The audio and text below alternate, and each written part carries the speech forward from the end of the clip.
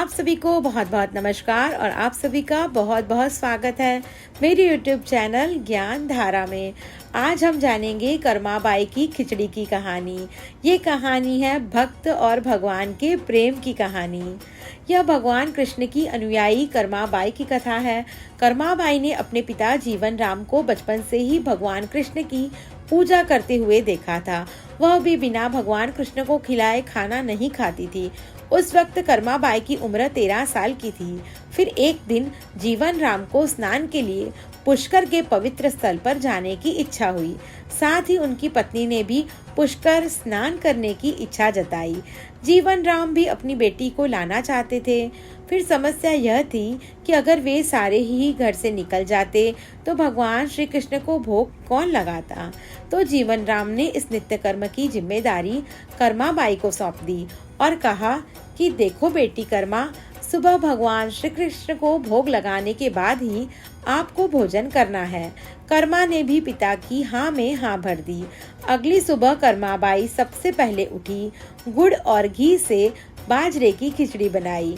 उसने उसे भगवान श्री कृष्ण की मूर्ति के सामने रख दिया और कहा, भगवान मैंने आपका भोजन रख दिया है, जब भूख लगे खा लो, मैं तो तब तक घर का काम पूरा करती हूँ। इतना कहकर कर्मा अपने घर के काम में लग गई। बीच बीच में काम करते करते कर्माबाई को ज्ञात हुआ कि भगवान ने अभी तक खिचड़ी नहीं खाई। आखिरकार उसे लगा कि शायद खिचड़ी में घी और गुड़ कम होगा, इसलिए भगवान कृष्ण ने उसे नहीं खाया। फिर कर्माबाई खिचड़ी में गुड़ और घी मिलाकर मूर्ति के सामने बैठ गई। जब भगवान मेरे पिता आपको खिलाते हैं तो आप खा लेते हो, तो तुम अभी यह क्यों नहीं खा रहे हो? और अब पिताजी चले गए हैं, उन्हें आने में बहुत दिन लग जाएंगे, इसलिए तब तक के लिए आपको भोग लगाने का काम मुझे सौंपा गया है। इसलिए जब तक आप कुछ ना खा लें, मैं भी कुछ नहीं खाऊंगी। इस तरह जिद पर अड़ी नन्ही कर्मा की प्यारी बातों से श्री कृष्ण भगवान का सिंहासन डोल गया और मूर्ति से एक आवाज आई, बेटी कर्मा, तुमने पर्दा किया ही नहीं तो मैं भोजन कैसे ग्रहण करूंगा। कर्माबाई ने अपनी चुनरी मूर्ति के सामने रख दी और श्री कृष्ण की मूर्ति के सामने रखी खिचड़ी की थाली जल्दी से खाली हो गई। यह देखकर कर्मा बहुत ही खुश हो गई। फिर हर सुबह कर्मा सबसे पहले श्री कृष्ण को खिचड़ी का भोग लगाती और फिर खुद खाती। कुछ दिनों के बाद जब कर्मा के माता पिता घर लौटे तो कृष्ण की लीलाओं को देखकर बहुत ही खुश हुए और हैरान रह गए। इस तरह कर्माबाई भगवान श्री कृष्ण की अटूट भक्त बन गई। कर्माबाई ने अपने अंतिम दिन भगवान जगन्नाथ की नगरी जगन्नाथपुरी के एक कुटिया में बिताए।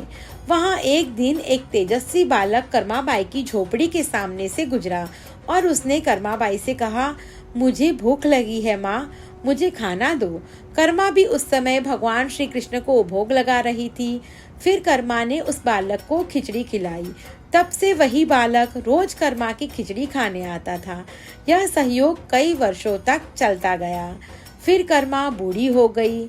एक दिन जब कर्माबाई की मृत्यु हुई, उसी दिन भगवान श्री जगन्नाथ की मूर्ति की आंख से आंसू बह निकले। उसी रात मंदिर के पुजारी के सपने में भगवान जगन्नाथ प्रकट हुए और दुखी होने का कारण बताया कि उनकी परम भक्त समर्पित भक्त कर्माबाई गोकुल चली गई है। मैं रोज सुबह उसके हाथ की बनी खिचड़ी खाता था, अब मुझे खिचड़ी कौन खिलाएगा। तब मंदिर के पुजारियों ने अगले दिन फैसला किया कि प्रतिदिन भगवान को खिचड़ी का भोग लगेगा और उस भोग का नाम रखा गया कर्माबाई की खिचड़ी। इस तरह आज भी भगवान जगन्नाथ जी को सबसे पहले खिचड़ी का ही भोग लगाया जाता है। आप सभी को मेरी एक कर्माबाई की खिचड़ी की कहानी पसंद आई हो तो मेरी YouTube चैनल ज्ञान धारा को लाइक, शेयर और सब्सक्राइब करना ना भूलें और कमेंट सेक्शन में जय जगन्नाथ अवश्य लिखें। धन्यवाद।